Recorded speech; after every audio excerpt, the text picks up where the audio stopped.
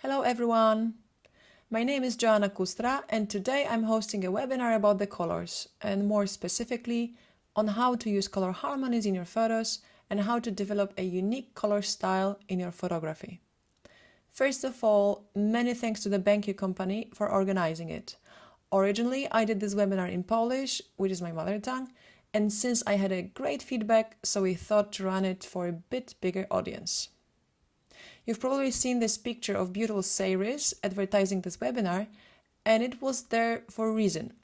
Not too long ago, I won a competition organized by BenQ called True Colors Right Before You, and this is how my journey with BenQ started. And thanks to that, I can be with you today. Another company I want to mention today is Park Cameras. It's the UK's largest independent photographic retailer. They will have some nice discounts for you if you stay with me until the end of this seminar. Let me tell you a bit about myself. This will reveal some background to the whole story. As I mentioned previously, my name is Joanna and I'm Polish. I'm both a photographer and a retoucher. I specialize mainly in fashion, beauty, commercial photography, and in general, I do love to take photos of people. About 15 years ago, while studying German philology in Krakow, I developed a passion for photography, which very quickly became my way of living and what I really wanted to do. I worked as a photographer and retoucher in Krakow for a few years, then I moved to London, where I was building my portfolio, also working as an assistant to many big photo productions, and in the meantime, I had my own commercial clients. At the moment, I live in southern Spain, where I mainly shoot fashion in sunny locations. If you're familiar with my works, you must know that I love experimenting with colors, which has always been so important to me. To tell the truth, not too many of my photos are actually in black and white. Since the very beginning of my adventure with photography, I felt that color has an immense meaning in photography. Then I often chose the colors intuitively. Sometimes it worked out better or worse. For a long time, I didn't understand why some color combinations work great, while the others are far less impressive. I always liked experimenting with colors in post-production, adding in its shadows or lights, playing a lot with color grading. When I moved to London, I became interested in arts, especially paintings from the 17th and 18th century. I jumped at the great opportunity to go to the National Portrait Gallery and see paintings live. I was absolutely fascinated by colors, light and textures. Inspired by these discoveries, I simply decided to copy it and make a project in a painterly style. That was more than 10 years ago. My technique was leaving a lot of room for improvement, but I managed to get the atmosphere and color of the paintings. Of course, I did not copy anything specific, but I was loosely inspired by the colors and light. This painterly project turned out to be very well received. It won a lot of awards and it was published in all sorts of magazines, covers, interviews, and so on and so forth all around the world. Why was it liked so much? In my opinion, although it will be a subjective one, the colors played a crucial role there. And because I copied them from the classics, nothing could have gone wrong. Today I would like to tell you what I've learned about the color throughout all these years. I will tell you about color harmonies and psychology behind it. I will show you some of my works before adding color grading and explain why the preparation before the photo shoot is so vital. What to look for when choosing clothes, location, background. And above all, how to use color theories. At the end, I will also show you my step-by-step color workflow in Photoshop. Before I get to the main topic, I'd like to tell you a few things about my equipment, as I know it also might be a point of interest for some of you. I need to emphasize that I'm not a technical person. I approach these topics quite intuitively. For retouching, I use Wacom Intuos. I can't imagine working with a computer mouse. For me, it's like editing with a brick. If you still don't use tablet, I promise that after 2 weeks of retouching, there is no way you'd like to come back to a computer mouse. In terms of monitors, I use BenQ SW270C, which I won in a photography competition organized by BenQ. This is a very reliable screen dedicated for photographers, and compared to the competition on the market, it's a very affordable monitor when it comes to the size and specifications. Winning the BenQ competition drew my attention to their latest monitor, SW321C, which I've been testing recently, and it's officially my main screen for retouching. As I mentioned, I'm not a very technical person and I won't get into details, but I previously worked on a monitor of a high-class competitive brand, and I have a pretty good comparison. The latest 32-inch BenQ monitor is absolutely what I was looking for. Great color reproduction, size, resolution, easy and intuitive interface. It has also a print preview function, which I use pretty often. So why is it so important to have a reliable monitor? If you invested time and money in quality equipment to capture your photos, then you also need a high quality and high performing monitor to use when you post-process your images. Because without that, you won't be able to see these colors, and that's like almost closing your eyes and guessing what's in front of you. Calibration is just as important. No matter what monitor you have, calibration is an absolute must. I use i1 Display Pro from X-Rite. So that's all about equipment. Let's talk about color psychology. More than 200 years ago, Johann Wolfgang von Goethe wrote a book about color theory as the first to state that colors affect people. They can evoke emotions and are rooted in our cultural and personal experiences. Color psychology is now a basic and indispensable tool in neuromarketing. Color is more than an optical phenomenon. It has a special effect on our brain. As photographers and retouchers, we ought to know the meaning of colors. Red is associated with love and passion, but it also can mean danger, blood, and aggression. Blue suggests the sense of confidence and trust. This is the color of harmony, loyalty, and compassion. Studies show this is the most popular color.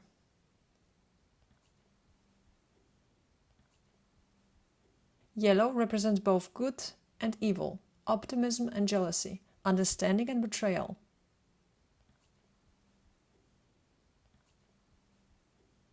These three colors are so-called primary colors.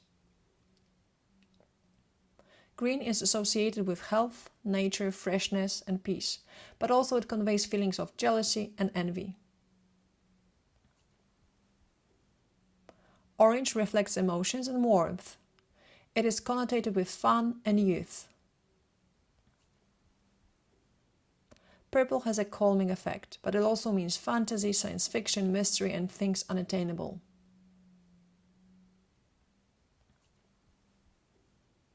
These are called secondary colors. Black is a strong color, durable, elegant. In some cultures, black is the color of regret, despair, and it's overwhelming. White is the color of innocence, delicacy, purity, or virginity. It is also an elegant color, which, however, in some cultures has the role of black in ours. Along with the intensity of colors, we can distinguish moods. Pastels bring calmness, while a saturated palette usually indicates dynamics and passion. Colors can be also divided for a warm palette and a cold palette. Everything I just told you about the colors based on my photos is not just a theory. It's a scientific fact. Hues and saturation greatly affect the emotional perception of the picture. So next time you're going to decide about your color palette, keep this in mind. Think about what sort of emotional impact you want your images to have and how choosing a main color can help you achieve that aesthetic. Now I'm going to tell you a bit about color harmonies. What are they? They're simply color combinations. They're easy to pick up, nice to look at, and they work together very well. You can tell it's a cheat sheet for artists how to choose color sets to affect emotions, catch viewers' eye, and drag it to a specific thing. Every day we browse hundreds of photos, but only few attract our attention. Most often, it's thanks to its impeccably selected colors. The good news is that it's not only possible, but also necessary to learn these combinations. Let's break down the different ways these sets can be selected. I'm going to show you these based on my photos. Monochromatic harmony. This color scheme contains of different tones, shades and tints of the same hue. This method is very pleasing to eye because of the cohesive look. It's very often used in cinematography. So all the black and white photos with a certain visible hue will be monochromatic. Here's another example of composing a picture all with the orange hue with different shades. And this picture, which I've taken quite a long time ago, is also an example of a monochromatic harmony. The next harmony is called analogous. Colors sit next to each other on the color wheel. They are related, a kind of family of colors that creates pleasing and relaxed visuals. The green picture is very close to the monochromatic harmony, but because the skin tones are more towards the yellowish, that's why it's an analogous scheme, but only with very limited amount of hues. The next example of two beautiful sisters has a bit wider spectrum of colors, but still they are all close to each other. And because of the closeness, they aren't jarring, opposite or clashing. They also don't stand out from one another. That's why the analogous harmony is so good for any family pictures where you want to focus on emotions rather than on some distracting colors. I think they can create subtle and beautiful content. And the last example, which is even wider in terms of the hues, I decided to change my model's skin a bit cooler in order to fit the harmony. And also I emphasized an overall look by adding purples to my blacks. Our next harmony has a tiny twist to the previous one. You have all these related hues lying adjacent to the color wheel, adding a hue directly opposite to these. It's called analogous complementary or accented analogous scheme because you're adding a tiny accent. This scheme is frequently used to put a warm accent color with a cool color palette or the other way around. Let me show you an example. Majority of the colors are purples, reds and perhaps a bit of oranges. They're complemented by a tiny accent, a green ring and earrings, exactly on the other side of the color wheel. Here's another example. Generally warm picture is accented by a blue color in the windows. And the next one, the colors are exactly the same as on the previous one, but darker and deeper shades complemented by the blue window. The next harmony, complementary, has two colors that are opposite each other on the color wheel and considered to be complementary colors. The high contrast of the pair creates a vibrant look, especially when used at full saturation. Here's my photograph with a complementary scheme. This particular color combination is one of the most popular in the cinematography, so-called teal and orange. Here you've got a pink color paired with the yellowish green, and deep red complemented by the cool greens. This color harmony seems to be quite simple and very effective. You will learn later on that's very commonly used, but you need to keep in mind that it must be managed well so it's not too jarring. The split complementary color scheme is a variation of the complementary one. In addition to the base color, it uses the two colors adjacent to its complement. This color scheme has the same strong visual contrast as the complementary one, but has less tension. This picture of stunning Hannah at first sight seems like a complementary harmony, but there is no hue which is exactly opposite to the fiery red hair, only adjacent blue and greenish on her shoulders and eyes. Again, we've got red color in the skin, flowers and fields in the background, and two adjacent colors to the complementary one, very warm yellow and blue. And the last picture is another example of this harmony. When I saw the model with these colors, pink feathers and brownish outfit, I instantly knew that I need to add a color gel to my background in order to create some harmony. I tweaked the blue in the camera raw in order to get this particular scheme.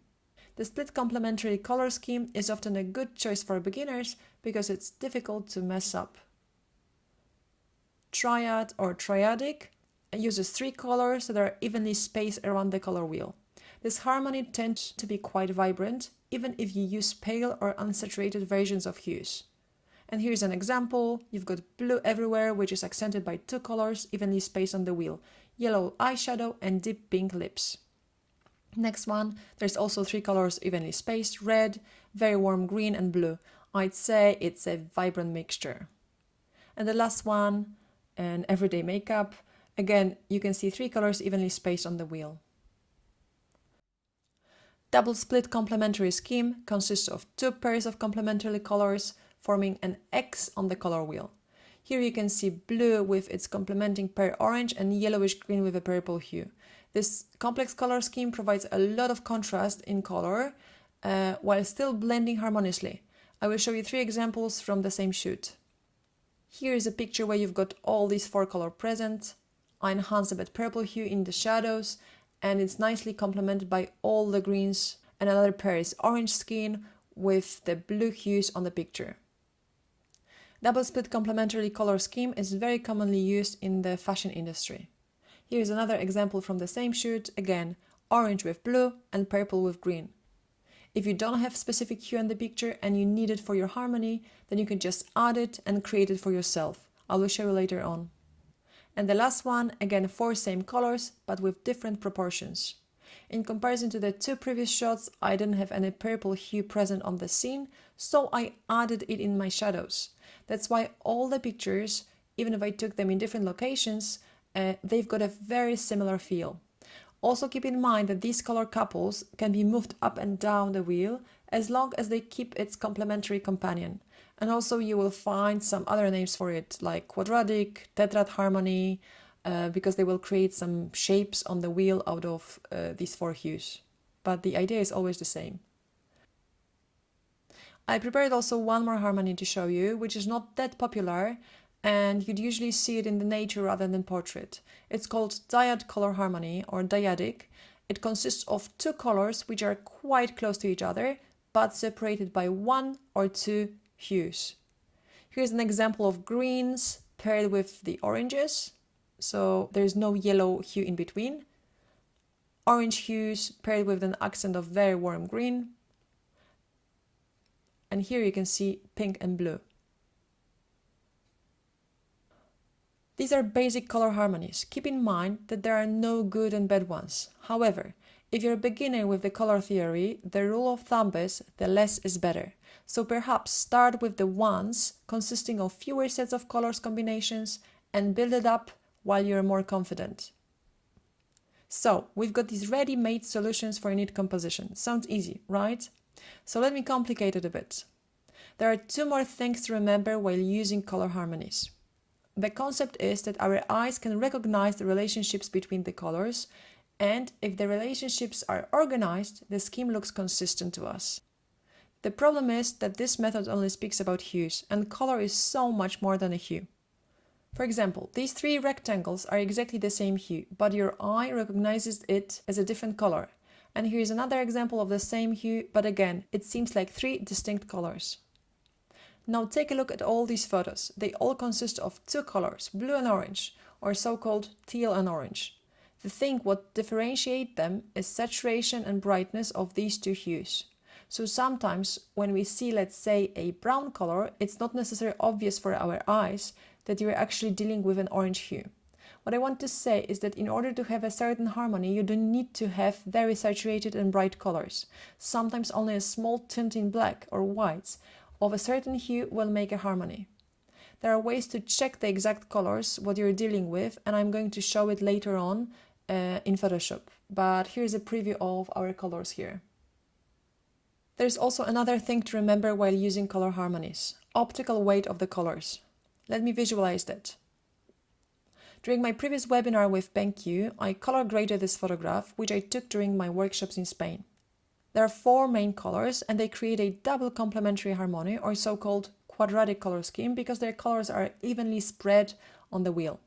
We've got the pink dress, it's most saturated, blue sofa and walls, brown orange doors, and a bit of green behind the door. Let me show you what would happen if I decided to saturate other colors besides the pink dress. Colors are clashing with each other, so it's almost painful to look at the picture. Why is that? Because in every harmony there should be a dominant color. In this case, the pink dress. It's a very common mistake among beginners that everything in a photograph is very saturated. Let's say you've got a blue sky and green grass and a model. Even you have the right harmony, the clash of colors will be too much to bear for a viewer, and the eye will be wandering around the picture instead of focusing on the model. What determines the weight of each color? There are three factors: the size of the area of the color, the saturation of it, and the brightness. There are some examples to show you how weight can be determined based on two colors. So, 50-50% both colors are equally bright and saturated. The blue area is bigger, so we tone it down to keep both colors the same weight. If the blue area gets even bigger, so either brightness should be increased or saturation decreased further to maintain the balance. So let's have a look at our harmonies again and let's give them some proportion and weight. Dyad and complementary will have 70% of the main color and 25% of the other one, complementing one. Analogous, split complementary and triadic will split into 50, 25, 25%, and analogous complementary and double complementary will have 30% of main color and 20% of the rest of the hues. So this is a recipe for a perfect color in a photograph, but art is not a science, and I believe that these guides were made to help us but not restrict us. I totally broke this rule here by saturating both cyan and orange equally, and they roughly are the same size. I did it because I wanted the viewer to have a bit uncomfortable feeling of closeness and unreality of the macro eye surrounded by the saturated and unrealistic for the skin colors. However, if you'd analyze some famous work, which we'll do later on, you will see they will follow all the harmonies and proportions rules, and I guess that's why they're so famous and that they appeal to the majority. Therefore, the important principle is that disharmony with other colors causes an undesirable effect, while harmony causes a desired effect. This is due to one of the most important psychological needs, which is the need to maintain the balance. Where to find a color wheel? There are three places which I can recommend. One is from Adobe. You can just Google Adobe Color. The best feature is that you can upload your picture or any art and easily analyze it in terms of color schemes and palettes. My favorite one which I use is palette.com because for me it's the most intuitive. And finally, there is also pop-up window in Photoshop. You go to Windows Extensions, Adobe Color Themes, and you can actively work on the color schemes while retouching. Let me talk a little bit more about theory. I promise I'll be quick. All color systems are based on three parameters perceived by humans as distinct qualities. And if you use Photoshop or Lightroom, you will be familiar with them. Hue, the term is used for the pure colors, saturation, the richness of colors, and luminosity, brightness or lightness. Adding gray to your basic hue will create tones. Adding white will create a tint. Adding black will create a shade. These values make up so-called HSL color model. This color model is very intuitive. You can say it was created for the needs of artists because it's often more natural to think about the color in terms of the hue and saturation than in terms of additive or subtractive color components. Another color model is RGB, used largely in display technologies that use light, modern video display screens. The colors red, green and blue are added together at different intensities to produce millions of different colors. There are three distinct spaces which will be interesting for us: sRGB, Adobe RGB and Profoto. An alternative model to the RGB model is the CMYK model, which is used for color printing. It uses the colors cyan, magenta, yellow and black. Whereas RGB is additive, CMYK is subtractive.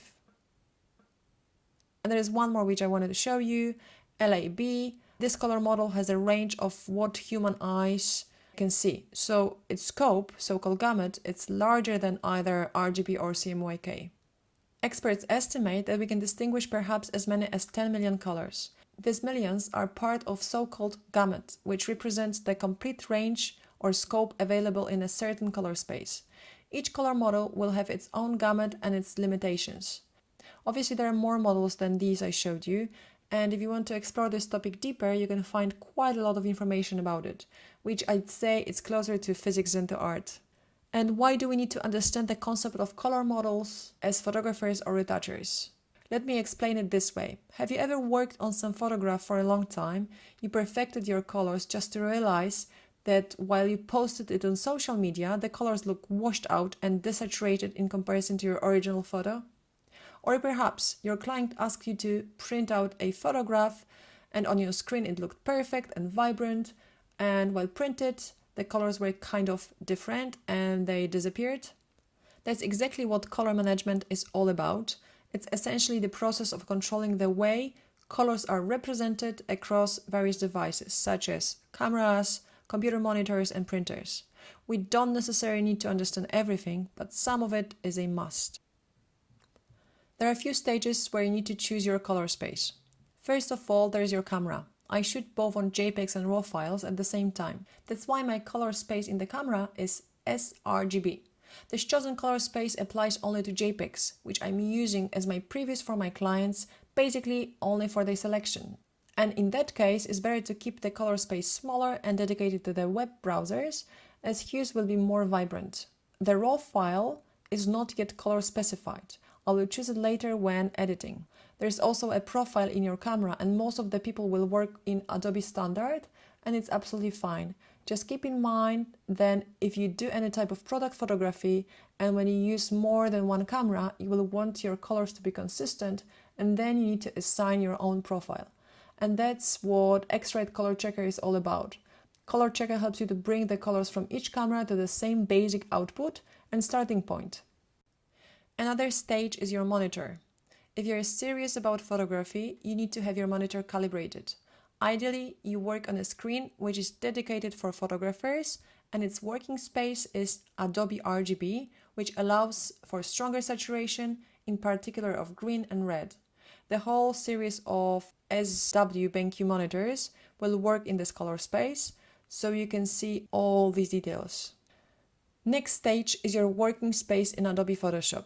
If you go to color setting, you will have this panel. I'm using sRGB color space, but to tell the truth, it doesn't really matter. This is the most commonly misunderstood aspect because it's not what you choose here will be your default color space for your files. This information will only tell Adobe to assign sRGB color profile to files which don't have any profile embedded, and it usually matters for files downloaded from the internet. Your pictures properly saved will have embedded profile. The only important thing is to keep the default preserve embedded profiles. At the beginning, I had all three boxes ticked, so the PS would tell me while opening a new file in which color space my photo is, but after some time, when I felt comfortable with recognizing these spaces, I decided to switch majority off just to speed up my workflow. Then you are opening your RAW file for an edit. It applies to Camera Raw, Lightroom, or Capture One. I select bigger color space, Adobe RGB, because it's better to work with more colors, and also I do print my photos in magazines, so I'm not limiting myself with smaller color space. I usually keep my edited files in Adobe RGB space, either in PSD or TIFF file, just in case I will have a need to print it later. There's also another color space, which is even bigger, ProPhoto RGB, but since most of the devices are not supporting this amount of colors, and it's not easy to convert it later for the web, I stick for the moment to Adobe RGB. But you can explore this topic. Next stage would be saving for internet, but unfortunately web browsers don't read and support Adobe RGB nor ProPhoto RGB spaces. Because we've chosen to work on a bigger color space in Photoshop, we need to convert it to a supported color space, sRGB, to make your colors display well across any devices. There are three options how to approach this. The first is to export as. You have to tick both of these boxes, convert to sRGB, and embed color profile. Why do you need to do that? Some of the browsers won't know what color profile to assign to your photo when one is missing, and this will produce a photo washed out of the colors. If you embed the profile, every device will know how to read it. Second option is to use convert to profile, and basically you need to change destination space to sRGB.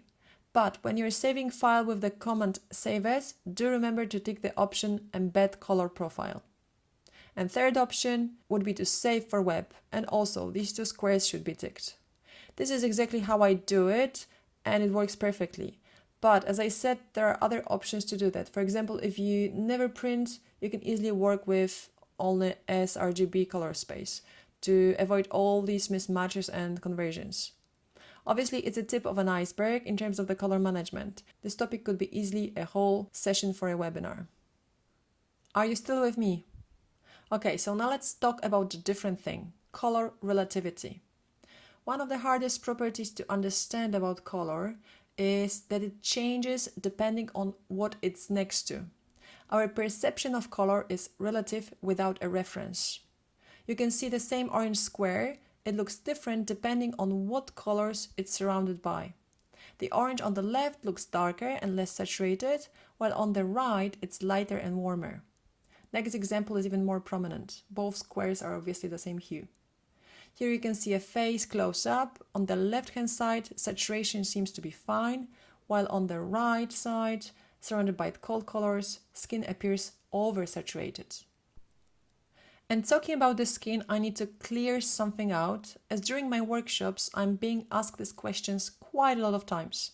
What is the right hue of the skin? So, there is not such a thing like the right color of the skin, both in real life and color grading. And unfortunately, there is no recipe for that. It will depend on the surrounding, neighboring colors, whether we decide in the photo to have cold tones or warm tones. Skin color also plays a role in the color harmonies. You can add a blue tint or even a green one if it only fits the overall image and its chosen harmony, and it will be received well. If you compare colors of the cropped faces, they will look odd, right? But if you see the whole image with the context, it doesn't bother you anymore. So don't be fixated on the right color skin, especially with strong color grading. If you want your picture to depict the reality, then a good method would be to place your hand in front of the screen, monitor needs to be calibrated, and compare the tones to your own. Obviously skin tones differ, but in the most cases this will be a good start. So here's another interesting aspect of the color relativity. Take a look at these pictures. What's the color of her shirt and trousers? It's white, right? How about now? Well, it's also white. Your brain interprets the scene as a whole. It doesn't recognize the color as Photoshop's color picker would. You see all these objects as white, even though they aren't. Let's take a closer look at these colors. We see the world in various light conditions during the day and night, and it doesn't change that much to us. That's because our brain makes sure to cancel out the effects of the changes, making us see something constant. As long as the whole environment is affected by the same light, our brain knows how to subtract this effect. You see her outfit white even if there is no real white there. This feature of our brain makes working with color a bit tricky. A color picked directly from the color wheel may magically seem to change when placed in the scene. Let me give you another example. The purple hue on the right hand side must be darker shade than this on the right. Well, actually it's not, it's the same brightness. For me, this brain phenomenon is super important because I mainly photograph product campaigns on locations, different lighting scenarios. I've got color casts from the sky, grass, buildings. And if the client asks me to color correct the dress according to the studio shot, I know that I can't simply take the color picker and sample the hue from the studio dress because it won't work. I need to use my eyes to get the right colors. So that's why it's so crucial to have a good monitor. Let me tell you about another interesting feature of colors, and this picture is a great example. Dominant and receding colors. Some colors simply demand more visual attention than others. Red reaches our eyes before the greens, like here on this picture. Warm color advance and cool colors recede, affecting the perception of depth. So take a look at this example. You would be more likely to perceive this orange circle as an orange ball in front of the blue wall, while here, blue on warm can appear as if it is receding into the background. It appears more like a blue hole in an orange wall, right? So these warmer colors not only dominate our visual attention, but also appear to be closer. Knowing this feature, you can use it in your composition to your advantage. Positioning a warm-colored subject at the foreground against a cool color background can emphasize a shallow depth of field or make it pop out more. This technique can really make your warm, saturated subject stand out. Like this case, the first you can notice would be her dress, or like in this case, the first thing you'd notice would be her red hair and lips. And let me give you a tip based on these two cool features of the color. I often use this trick to add a cold hue behind a person, or at least a colder than her skin, in order to bring and enhance warm skin colors. This is a dramatic example, but it works great. I want to quickly touch onto another interesting feature of color, which is equiluminant color. Those who studied art will be familiar with the concept. Color can be measured not only by the hue, but also the luminance. Equiluminant colors differ in hue, but not in brightness. Remember these two squares I showed you before? These colors are quite distinct, blue and orange. Now, if the hues are discarded, the foreground and the background colors are indistinguishable. These colors are so-called equiluminant because their luminosity is exactly the same. Let me give you another example, this time from art. Claude Monet and poppy field. Just fix your eyes on the poppies and take a look at the same painting stripped out of the hue. If you look closer, the poppies disappeared in the grass and they're almost exactly the same luminosity as the green grass. Another example by the same painter. Now fix your eyes on the orange sun, which is strangely dark and bright at the same time. And without the hue, it totally disappears, as the brightness, both the sky and the sun, are exactly the same. And here side by side. Why is this important for us? There is a long evolutionary story behind it, but just to keep it short, apparently our brain processes luminosity first. The color gets to our brain later. There is this theory that human brain has two separate pathways in the visual system. One is colorblind and processes just the luminance information and it's quicker, and the other one can process hue information, but it's slower. If we see Monet's painting, it takes us longer and requires more effort to process visual information because it's only encoded using hue, but not the luminance. Is it good or bad to use equiluminant colors? Well, neither. You just need to be aware that both will have different effect on the viewer. If you use equiluminant colors, like most of the skin here, it's a trick in a sense that it gets people to exert more effort interacting with an image that they might have wanted to. It may also help to get some extra attention from the reluctant viewer. But at the same time, the visual has this very jumpy, jittery quality because part of our brain can't see the difference in luminosity. While when the luminosity varies on your picture, like here, it's much easier to process the whole image quickly. Your eyes don't wander around it.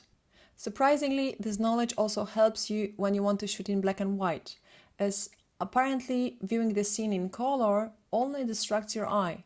You need to view the world in black and white in order to truly see all the shades of the luminosity. Let's talk about color inspirations. Regardless of the type of photography you do, I encourage you to study paintings, both those made by classical masters and modern painters. What does a painting have to do with photography and what can we learn? First of all, artists spend years and years studying theories of colors, composition, and all sorts of theories in order to achieve beautiful harmonies and evoke emotions. Painters need to choose their colors from scratch, which means that the creation process must be thoroughly studied. There is no random color selection. Back then, they didn't have the concept of shallow depth of field in order to separate the model from the background. They needed to do it with the color and composition. There's also another reason why it's good to look for inspiration in arts. Something that has proven to work out, people love it, it evokes desired emotion, and it's epic. It seems to me like a ready recipe for a success. Communing with art and browsing loads of valuable things, train and educate your eyes to see the correct harmonies. I encourage you to visit an art gallery, museum, because there you will be able to truly appreciate remarkable use of color. The works of old masters are in the galleries today, and some of those paintings were painted hundreds of years ago, yet we still enjoy and contemplate them today. In the world where some images last mere seconds at most, it really is worth visiting what makes those art pieces so important to our visual culture today. Another place where I would look for color inspirations would be the cinema. Obviously, lots of people are working on the set on the movie. Locations, light, colors, close camera angles, and all these elements are thoroughly considered so the final image is consistent and evokes specific emotions. My favorite place where I reach for inspiration is Cinema Palettes, which contains screenshots from movies, freeze frame, and below them you can find a color palette of a specific scene. Thanks to ready-made patterns, you can easily copy the colors so that they reflect the atmosphere of the specific film. Cinematography, apart from advertising, is an absolute master of color harmonies. Keep in mind that if you make a conscious effort to understand and repeat cinematic techniques, you can truly achieve amazing effects. Another source of color inspirations would be advertising. The usage of color in advertising is often a very important choice, since color can have a tremendous psychological impact on people. Today's brands and marketeers understand that when it comes to images, the right hue often makes all the difference in the eyes of the consumers. One study suggests that color in ad images would even encourage us to pay more for products with extra features when compared with black and white. Colors speak a language words just can't replicate. There's even such a thing like Color of the Year, released by companies like Pantone, Behr, Sherwin-Williams, and Benjamin Moore. And this thing influences product development and purchasing decisions in multiple industries, including fashion, industrial design, as well as product packaging and graphic design. It's huge. By the way, in 2020, Color of the Year are verdant greens, deep blues, and soft pink. I think for us photographers, regardless whether we are into commercial photography or not, it's beneficial to track the trends, keep our eyes open for the changes. Obviously, there are many more sources of inspirations for us. I didn't even mention other photographers, which is kind of obvious, right? But I'm also going to tell you one thing which might be not so popular. Don't spend your time browsing mediocre photographs on some social media or photography groups. I know it's very tempting to guide beginners with your hints and feedback on photography. I've been there, and it's absolutely fine to help others. Just keep in mind that if you're surrounding yourself by mediocre and bad photography, you won't progress. In other words, constantly exposing your eyes to the valuable, great art and photography will help you to improve. Before I tell you what can be done with the color in post-production, I must mention all the things that should be kept in mind before the photoshoot and during the photoshoot. Why? Because if our photo straight from the camera is not good enough, certain things can't be done in post-production. I personally like to spend as little time in post-production as possible. So let me give you 10 tips on how to achieve a harmony. First of all, you have to make a plan. If your eye is untrained, it is not enough to take the model outdoors and hope for the best. And here you can see some examples of my photos where before the session I scouted places, knowing exactly what clothes I will have. Prepare yourself in terms of color harmonies you'd like to achieve. If you know what clothes and props you will work with, you can search for locations in advance that will match with the model's outfit. A good practice is to prepare a so-called mood board with photographs from internet as inspirations and as a visual guide not only for you, but also for your team. Another thing, if you improvise, do it wisely. If we do not have opportunity to see the clothes or the location beforehand, I encourage you to always have a color wheel with you and to keep an eye on possible harmonies around you. I usually look at the clothes before the photoshoot starts, I analyze their colors, and while the model is being prepared, I try to find the best possible locations in terms of color. The color wheel can and has to be learned. And having it with you on the shoot will teach you to see the color combinations and harmonies around you. I know that most of you do it intuitively, not even knowing why you're choosing specific sets of colors. But knowing the rules, you can do it even better. What else? I encourage you to experiment with mixing different light temperatures. The photos you see right now were taken with constant light, the so-called modeling light, with a strong yellowish-orange temperature. All the blue light that appears in the background, model's eyes, is a natural light coming from the window. If you set the white balance well, without the additional color filters, you can get a very interesting and surprisingly pleasing effects, basically with only one continuous lamp. Remember, the mixing orange light with blue one is on the color wheel on the opposite sides, so it's always going to work perfect together, the so-called teal and orange. Color gels is another great opportunity to add some color to your photograph and some drama. You can either do it in a strong way as a main light or just add a bit of color as additional light. Sometimes I'm coloring my gray background with the gels or bounce it from the ceiling to fill out the shadows with some interesting color. Keep in mind that color gels are a very powerful thing, and if you mix the hues which are not harmonized, you can easily destroy your photo. Here's an easy trick to enhance your model's eyes color, especially when you do close-ups. By choosing the right color of your background, you can create a nice harmony so the eyes look more prominent.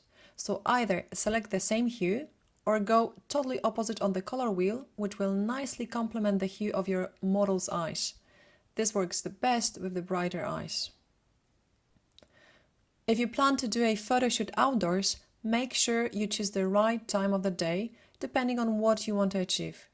In the direct sunlight, you will have strong and saturated colors and obviously very high contrast. On the other hand, sunrise and sunset colors will be more pastel and softer, but with an orange, yellowish tint towards the end of the day. If you don't want very saturated colors during the day, a good compromise is finding some shade.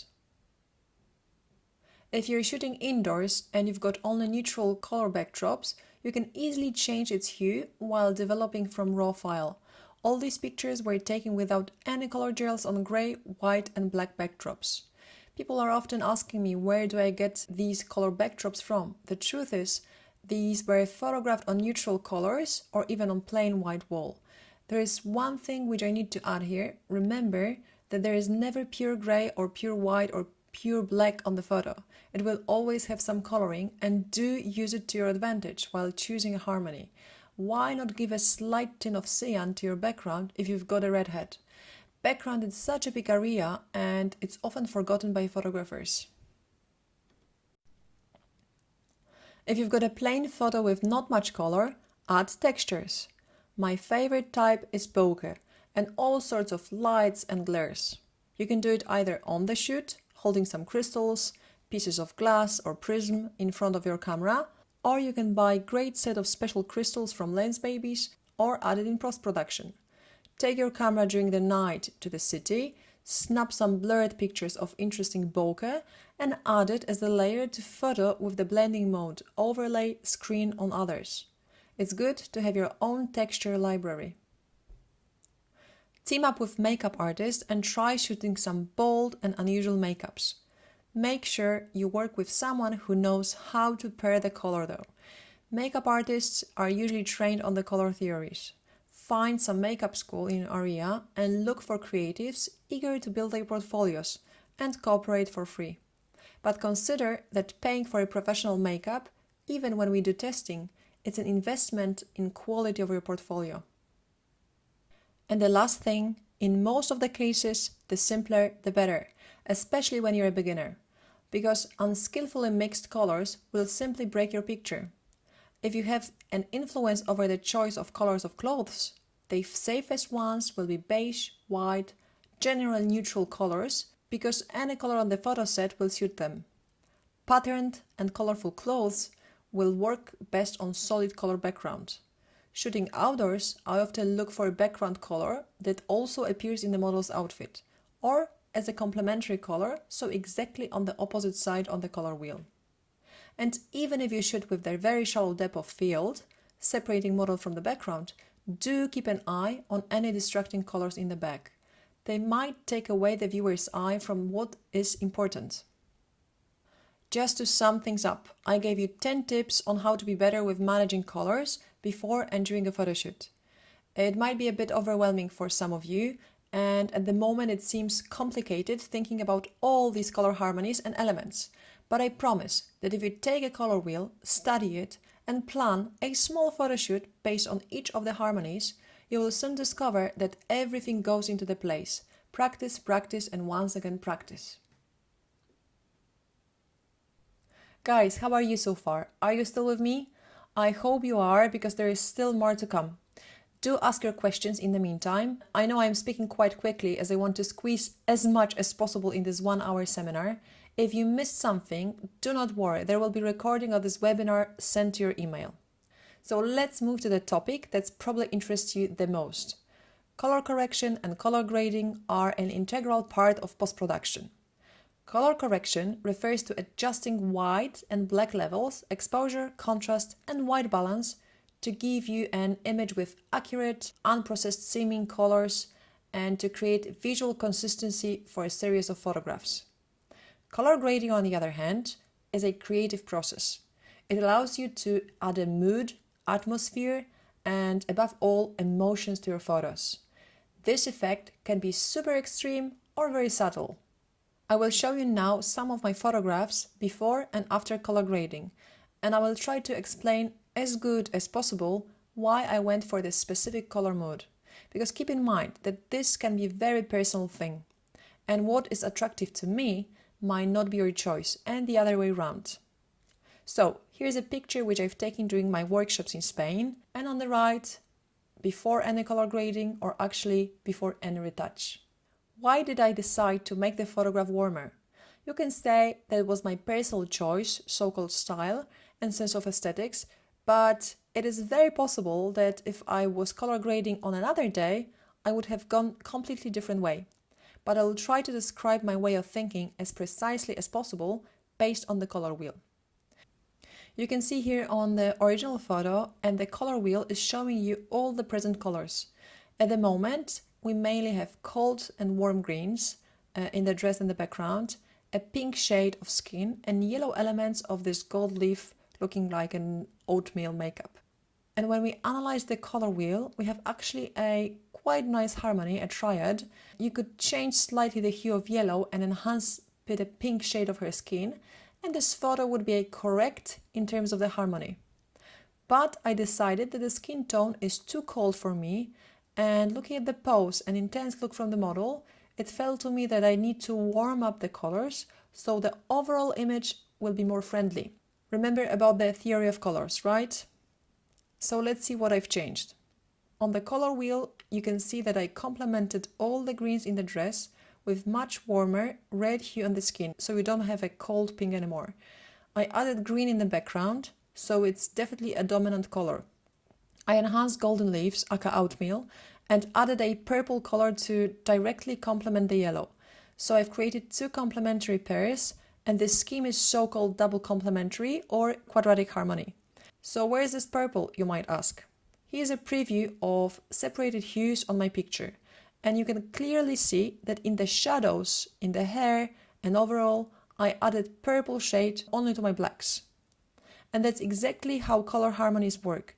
You don't necessarily need to have on the picture a very visible object with that color in order to trick your eye into a nice harmony. And all the whites and blacks are the perfect place to add any hue possible in order to have your harmony working. Okay, so let me show you another example.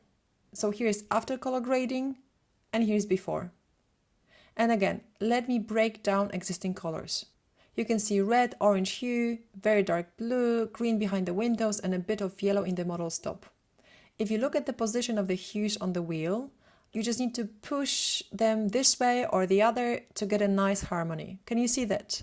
So what I did, I added a complementary color to the greens, my favorite purple in shadows, and you will see it a lot on my pictures. You could say it's a part of my style. What else? I generally lowered the contrast to get a more dreamy look, added a purple gradient in the shadows on the left hand side, and tweaked each color slightly so they roughly fit to the double complementary scheme. But since I added so much of purple, this became my dominant color. So here's a third example, the photograph I've taken during my workshops. The backdrop was actually a gray roll paper. And here you can see how it looked before the edit. Okay, so let me break down these colors again for you. On the original photo, you've got 4 colors: red face, orange hair, yellow backdrop, and blue sleeves and collar. There is no green. Perhaps it looked greenish to you, but it's an optical illusion. Now take a look at the wheel. We've got 3 colors on one side, and then on the opposite there is this blue hue. I think if you'd only tweak these colors slightly, the oranges I mean, I could have a nice analogous complementary scheme. So 3 hues on the one side close together, accented or complemented by a blue dress. But I felt that I leave this gorgeous red hair on the yellowish background, it won't have too much contrast. People are asking me why some of my photos seem to have this huge sharpness. It's basically a color contrast which creates illusion that the picture is sharper. So what I did, I kept a blue dress, perhaps slightly adding a green tint to it. It was the only color I really couldn't change too much. Then I almost totally got rid of yellows, and these remaining I tweaked towards the orange. And obviously I'd added green background to get a nice color contrast for the red hair. This way it just stands out much better. I added a lot of contrast and I darkened all the hues. So I ended up with the double split complementary scheme, 2 pairs of colors which are complementing each other. With this particular picture, I didn't work with the color wheel. At some point you do these color changes and it seems right for your eye. I choose a color scheme and color intuitively because it's part of my style, my own aesthetics, what I feel is right and beautiful.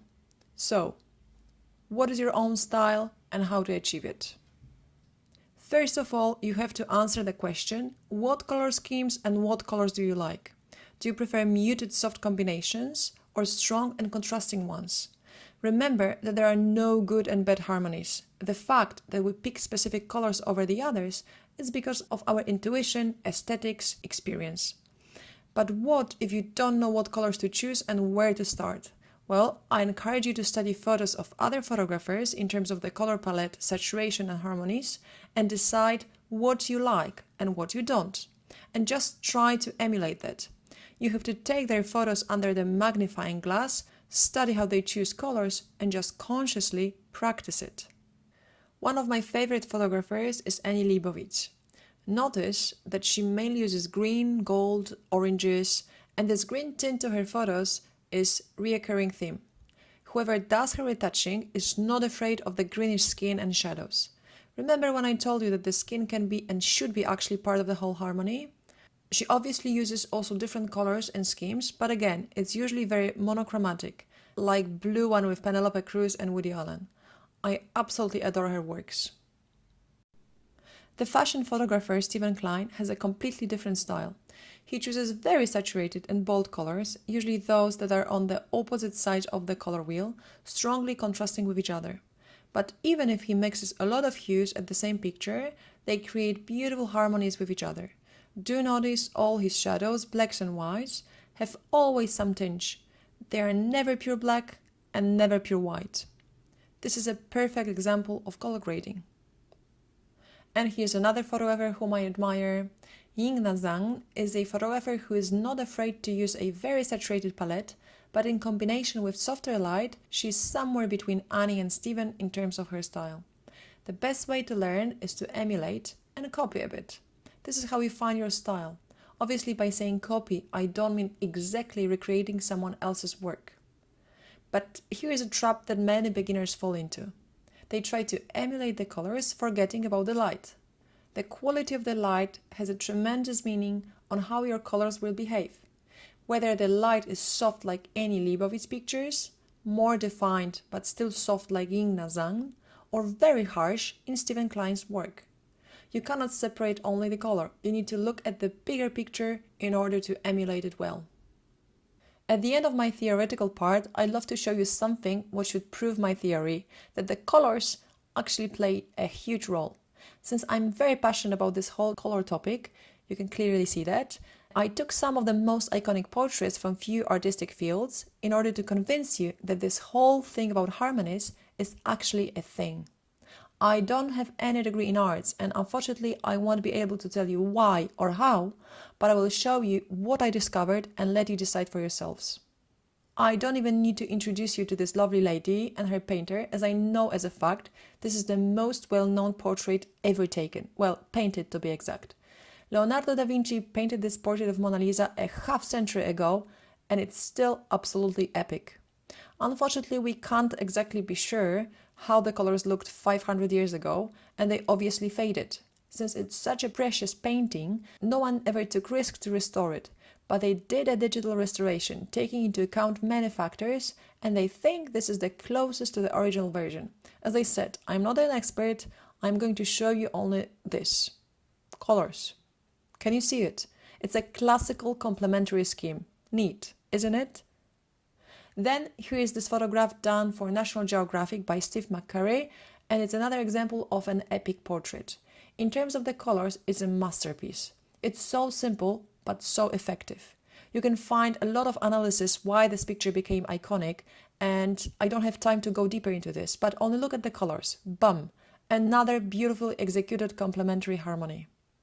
Now I will show you something iconic from the fashion genre. And if you're into fashion, you will definitely know a cover of Vogue photographed by Erwin Blumenfeld. Since color photography is quite a new thing, in the 50s they were still using black and white films. So this is the original picture of Jean Pachet, and they simply, retouched it and colored it to get this effect. I have no idea whether she had green eyes or green makeup, but the choice of colors is definitely not random. Here we go, another complementary harmony. Can you start to see a pattern?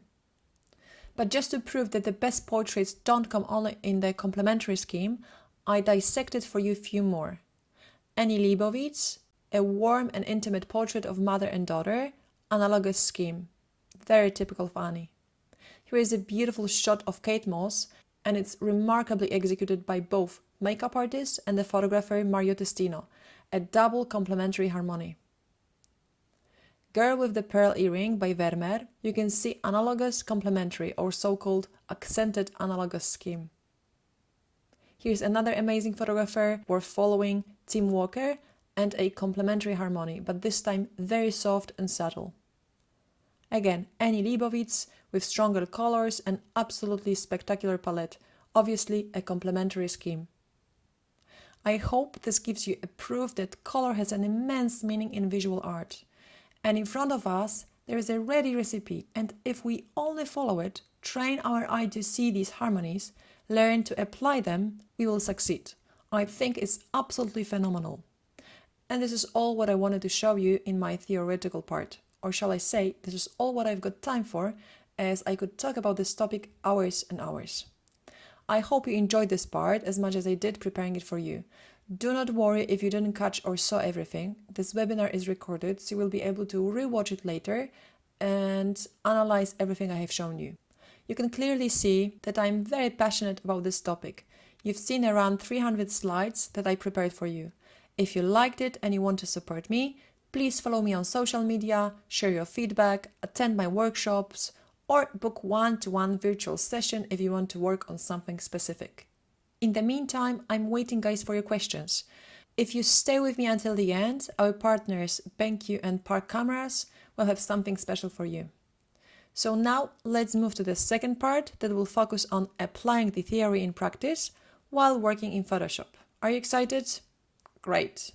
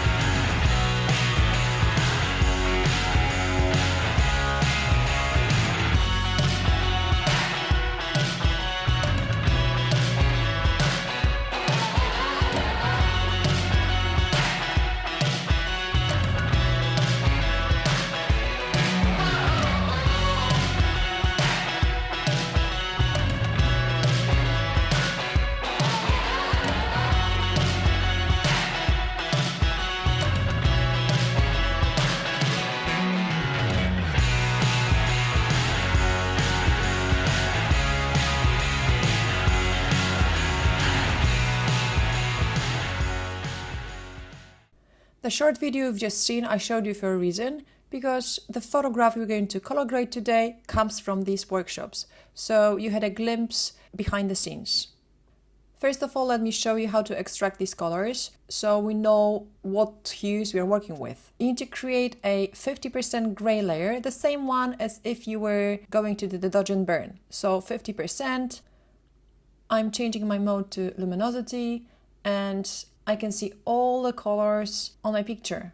So basically what I do now is I sample them, copy the exact number, what's on the picture, put them into color wheel and see what kind of harmony can I make out of them. So I've just checked that I've got 3 main hues, oranges, pinks and blue hue, and I've got few possibilities. I can either go for complementary or analogous accented. Depending which way I tweak these hues, I can achieve different harmonies. So I'm looking at the color wheel and analyzing which way shall I push the colors in order to get some nice harmony. For sure I know that I want a nice complementary color for the oranges, so I need to tweak a blue background a little bit towards cyan to have it on the opposite side. However, if you look at the pink feather, it just doesn't fit any harmony.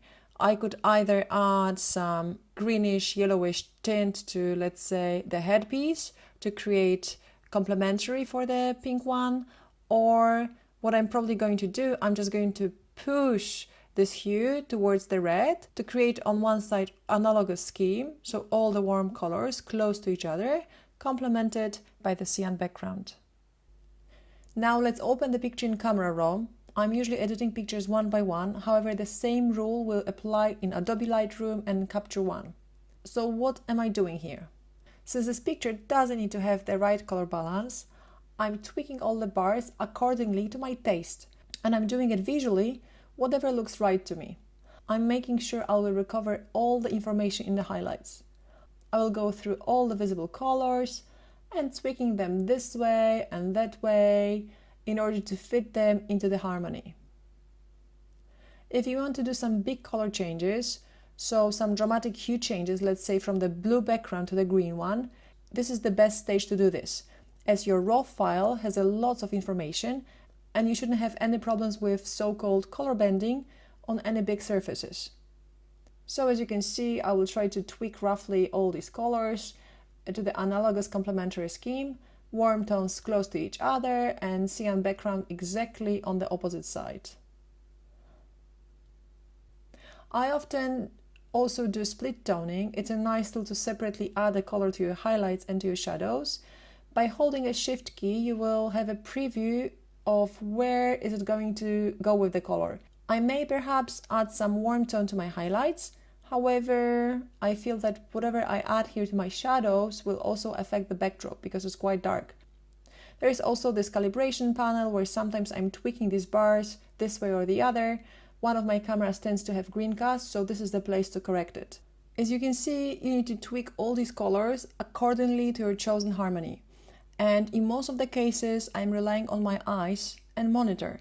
So you will definitely benefit from BenQ's range of color accurate screens because you will see all these nuances and color details. Because we've got only time today for color grading, so I slightly retouched this picture beforehand. What I retouched here is I added some more background on the right hand side and straightened the garment. I also dodged and burned and slightly retouched the skin. And here you can see all the changes we did until now, so all the colors we tweaked in Camera Raw. And this is our picture straight from the camera, before and after. So now let me show you again on the color wheel what color scheme we want to achieve. I want all the colors of the skin, feather and clothes to create an analogous scheme so close to each other and then complemented by the cyan background. Since I'm not planning on any major changes, I'm not going to do any channel masking. I will just use adjustments layers to tweak these colors. My favorite one is selective color and I'm going through all existing colors. I will try to push these colors visually to get my scheme working. So I'm tweaking my blues and cyans in order to get them as close as possible to the scheme. And then I'm also slightly changing a hue of my magenta. I want to make it warmer. As you can see, I'm going through all these slides and I'm just, visually checking and tweaking and seeing what works, what doesn't. Usually in the skin, there are 3 present colors: yellows, reds, and whites. The great thing about adjustment layers is that I can always come back to them and tweak them again. The most powerful adjustments you will do with the black ones and white ones because they will add a character to your photo. I'm usually adding a magenta tint to my photos. However, here I'm not sure it will work out the best for this picture. Both blacks and whites, you can basically treat them as a potential place to add a harmony. So if I add any color to my blacks, it will basically appear on the color wheel. The next step will be curves. I'm going to add some contrast, and I will do it separately for the highlights and separately for the shadows. So I'm just going to apply image, and then it's going to affect only my highlights. And then I copy this layer. Command I will invert the mask so it always applies to the shadows. Be careful with applying curves, so any contrast changes, because it will also affect your colors. If you don't want to affect the colors, then change the color mode to luminosity. I will go through selective color again, because by changing the contrast, I added some more whites and blacks to the picture. I would sometimes go with selective color a few times over the course of color grading, tweaking and adjusting these colors. I am not sure how good you see these tiny color changes I do, and they're not too dramatic, but they obviously add up to the final effect. And now I'm just going to brighten slightly up the right side of the face with curves. With soft brush, I will paint on my mask, revealing the effects.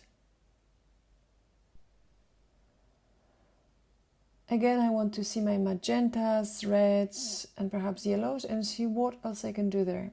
The difference between working on one adjustment layer and building up these layers like I do, it's huge, because tweaking colors only on one, there is a certain limit what you can do to them. Because they affect everything what's below, basically I'm adding up the color and every time I'm working with more color.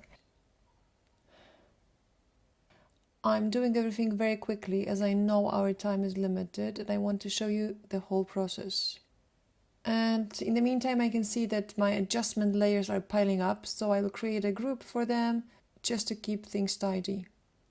Keep in mind that eyes are adjusting very quickly to changes, so it's good to see before and after from time to time. Now I want to remove contrast from the edges of the picture, so the main focus is on the model. I created brightness contrast adjustment layer, and with the gradient I'm going to reveal original photo. A good practice is during retouching to take a lot of tiny breaks from the screen. I added another adjustment layer, this time it's color balance, and I will see what I can do with that, tweaking both highlights and shadows. Not too much, just slightly. I will add some more contrast to brighten up the right side of her face. This time I'll do it with levels. Again, I will do image apply image. By adding all the contrast to my picture locally, my picture will look a bit sharper. As you can see, I'm relying on my eyes and my screen. Good quality monitors can make a world of difference for your retouching. So if you're able to, I'd highly recommend you invest in a monitor and a device for calibrating it regularly. And surprise, surprise, I'm again with the selective color, this time removing a bit of blacks from the hairline.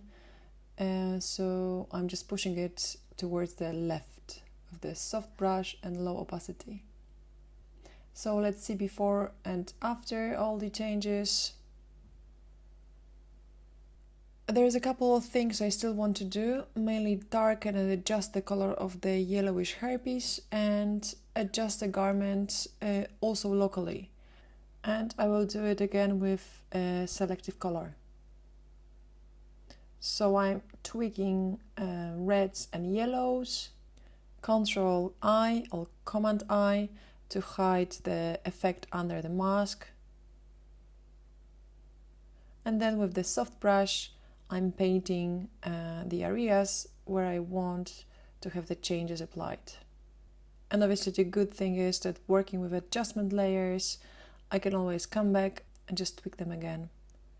Now I'm going to desaturate slightly the hairpiece. I'm creating a hue saturation adjustment layer and clipping it to the layer below by holding an Alt key. So I just created another layer, and this time I will just apply to the hair my changes. Maybe I will add some more oranges to them, and then I will do exactly the same with the clothes. I am pretty sure that I have over-retouched this picture. Normally I would leave it for the next day and see it with the fresh eyes. As I mentioned before, the great thing about adjustment layers is that I can always come back and tweak them the next day or, well, anytime. And sadly, that would be it what we've got time today for. So let me just compare our final picture with the one straight from the camera. And again, full screen with the final picture. As I said, I would probably need to do a few more changes, but we don't have time for that. Probably I desaturate everything because all the adjustment layers are usually saturating the colors a lot. To have a fresh look at your photo, you can flip your picture horizontally, so for a split second you will see it is a new picture. And that's it. Thank you for staying with me until the end of my seminar. I wanted to pack as much as possible, so perhaps I rushed here and there, especially with the second part, but I think you've got a general look at my color grading process. Obviously, there are other ways to work with color, which I didn't show you here, some more precise masking and curves. Remember, if you want to explore any of these topics, or you've got any questions on retouching or photography, I'm doing one-to-one online sessions. I can also show you how to create your own presets and how to speed up that color grading process. Because there are some ways to use the same adjustment layers on your other pictures and create your own library. And the most important thing is, I hope that I revolutionized a bit your way of thinking about the colors. Make sure you subscribe to my channel and support me by following me on social media. And thank you for watching until the end.